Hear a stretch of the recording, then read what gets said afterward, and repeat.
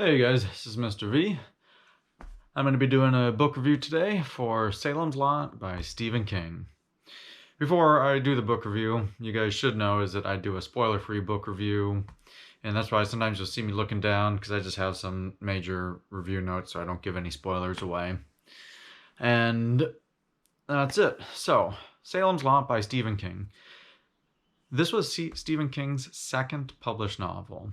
The book is about a writer, a successful writer, Ben Mears, who comes back to his childhood town of Jerusalem's Lot. And he wants to get a very specific mansion there, and he's thinking of ideas for his next book. So that's the main plot for Salem's Lot.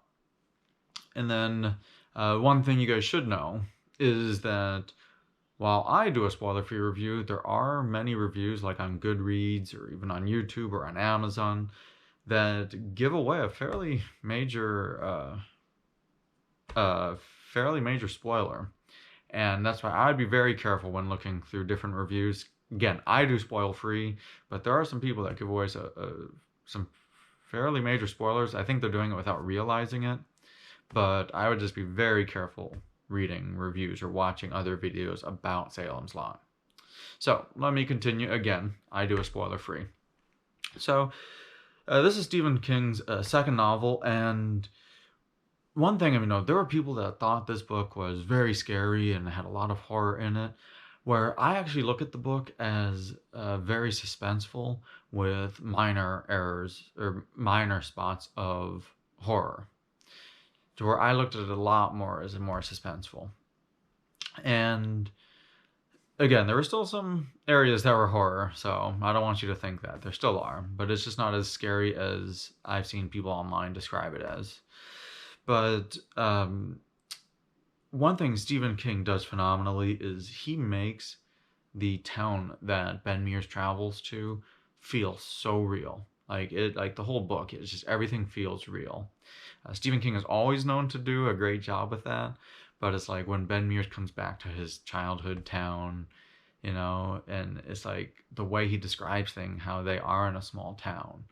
It is that way. So many of us have driven through those types of small towns, and the way Stephen King describes it is exactly like when you're driving through some of those towns. And it's like, even when I was growing up, there was this town that I grew up in, and it's like, I went back 20 years later and things hadn't changed. And Stephen King, talks about some of those things in the book about how, some of those towns don't change but that some parts change. And it's just, he does all that, but he adds a slight thing of like, there's like a slight creepiness aspect to it that is very subtle. So it's not just like you're reading a boring book. And that's why Stephen King does a phenomenal job with the town. And he makes the events seem so real to where this there's one situation particularly that sticks out in my mind is like there was a funeral, and he describes how the people talk, describes how they look, describes what happens before and after, and how people act at different times, and he describes it perfectly. And again, it makes Stephen King in this book makes everything seem so real. So that's that was he did a phenomenal job with that aspect. And but one thing I did not like for this book is he didn't really talk about like the character visuals a lot. He would give a very brief like not synopsis, but like a very brief description of what the person would look like. And other times he didn't even give a great description. Sometimes he would just say, this person has red hair, or this person is overweight, or there were so many different times where um, you kind of have to picture it yourself, but it's like that is kind of unlike what Stephen King does in a lot of his other books, where one thing I always love is how he can perfectly describe someone so that like I can visualize that person instantly and I can see how it's supposed to look. Where this one, he didn't do a good job of describing how a character is supposed to look. And it could be because it was his second time writing a novel. But, it doesn't take away from the story that much, but I still didn't like it because another element that he did was there was a decent amount of characters in this book. I've read a lot of Stephen King books. I've read over 20 of his books. Um, I think I've even read over 25 of his books, and he there are some books that have too many characters, and I would say this is one of the books that has too many characters, because you have to remember that there's the characters, and then you're trying to remember what was the situation they were in, and there's everyone has a life. You take a couple days off sometimes, and it's like you're trying to remember, all right, what situation were they in? Why are they dealing with that? And it makes you either have to go back and reread certain sections, or it takes a couple pages and then you have to go back and reread those couple pages to understand the scenario. And that's right, there were some characters he definitely could have uh, cut out of the story.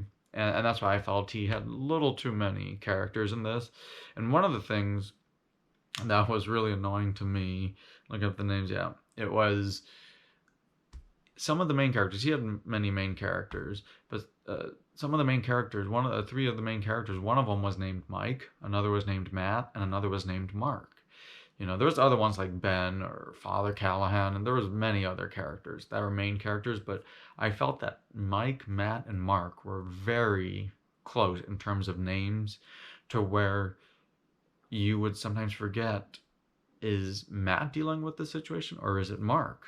Or is it, okay, when you see the name Mike come up, you're trying to remember, is it Mike or is it Mark? And I think you could have made the names a little more differentiated by changing up the names a bit. And that was one part, because that was difficult, because you read a few chapters and then you take a week off and you can't read for another week, to where that's why it can be a little confusing at points. But overall, for this book, I think Stephen King did a great job, because he had a consistent flow throughout the whole book. Like, the beginning was nice, and it's like it still has that little mystery. When Ben Mears is going through the town, it has that little mystery about it. And it's like the middle, you start to see like what's happening in the town a little more, the mysterious aspect. And the end is like, how does he wrap everything up? And I thought that this had a very nice ending, because this ending, it kept you interested and satisfied. There have been books where I've read it and at the end I just didn't buy it. Either sometimes I think it's rushed, sometimes I would think it was too slow, other times I just would not be satisfied with the end. Or overall, I was fairly satisfied with this end. So I still thought it had a nice ending, and it was pretty consistent throughout the whole book. There was only parts here and there where I felt they could have moved a little faster, but overall, I was very satisfied with the book. So, my rating system, I always rate my books on a scale of 0 to 10. A 0 is horrible, absolutely just horrible. A 5 is average, and a 10 is phenomenal, in that, like, if I rank it that highly, you should put that as your next book to read. Because again, a 5 is average. Just a 5 is average.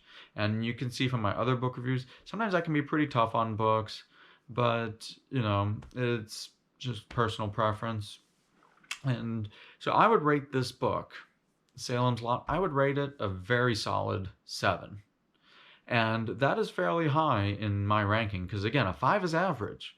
And I would rate this a solid 7. It wasn't even like at times it was horrible and then it got great at the end, because that happens with some of other books. This is a very solid 7. It's kind of consistent throughout. And I know rating it a 7 out of 10. And again, though, I have to remind you guys, a 5 is average. So a 7 is not easy to get to. But I know that will upset some Stephen King fans, because I know there are King fans out there that absolutely love this book, that it's one of their favorite books. For me, it's not one of my favorite books of his, but I still think it is a great book of his. And, that's why I know some King fans won't like how I rated it, but I still say, if you have not read Salem's Lot, that you guys should go out and get it, because that is still a pretty high score for me. So, if you guys have any disagreements or any questions, please comment below. I hope you guys click the subscribe button. Again, this is Mr. V. I hope you guys go and enjoy the read.